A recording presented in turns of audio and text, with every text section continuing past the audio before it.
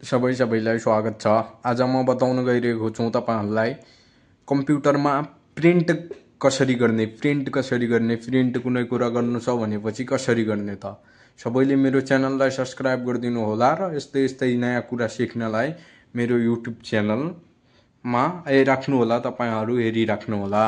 म आज सिकाउन गइरहेको छु छिटो भन्दा छिटो तपाईहरुलाई कम्प्युटरमा प्रिन्ट कसरी गर्ने। सबैभन्दा पहिले त हामी जान्छौं अब कुन ठाउँमा छ, जस्तै यहाँ म अब फाइलमा जान्छु है। फाइलमा गएपछि जस्तै अब मलाई के गर्नु छ, अब जस्तै योमा डेस्कटपमा पनि हजुरहरु हेर्न सक्नुहुने भयो। यहाँदेखि पनि कुनै कुरा हजुरलाई प्रिन्ट गर्नु छ भनेपछि यहाँदेखि पनि हुने भयो।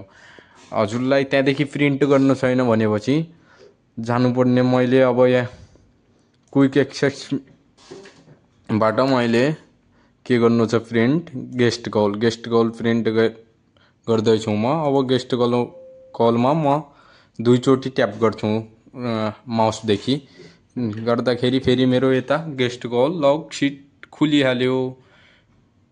त्यसपछि मैले के गर्ने, अब मेन कुरा यता छ है। हामीले गर्नुपर्ने भयो यता के गर्ने त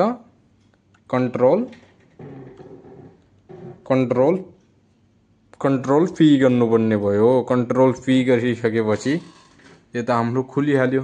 अब प्रिन्टको अप्सन यता देखाइरहेछ नि, यता प्रिन्ट। अब प्रिन्टमा अब हजुरले यतादेखि साइज पनि कतिवटा गर्नु छ, कलेक्टेड कतिवटा गर्नु छ यहाँदेखि पनि सिलेक्ट गर्न सक्नुहुने भयो। पेज अब जस्तै पेज कति पेज एमा लेख्नु पर्यो। पेज मलाई 1 गर्नु छ भनेपछि 1 यता पनि दुईटैमा 1 लेख्नु पर्ने भयो। यता मैले लेखे है 1 लेखिसकेपछि हामी जान्छौं फेरि प्रिन्ट अप्सनमा सिलेक्ट गर्छौं। अब हाम्रो प्रिन्ट भएर आइहाल्छ। यता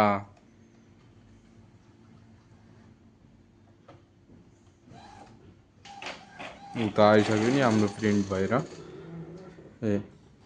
गेस्ट कल आइहाल्यो हाम्रो। यस्तै अरु कुरा पनि जस्तै एउटा अझै देखाइदिन्छु म छिटो भन्दा। जस्तै हामीले पीसीआई फ्लो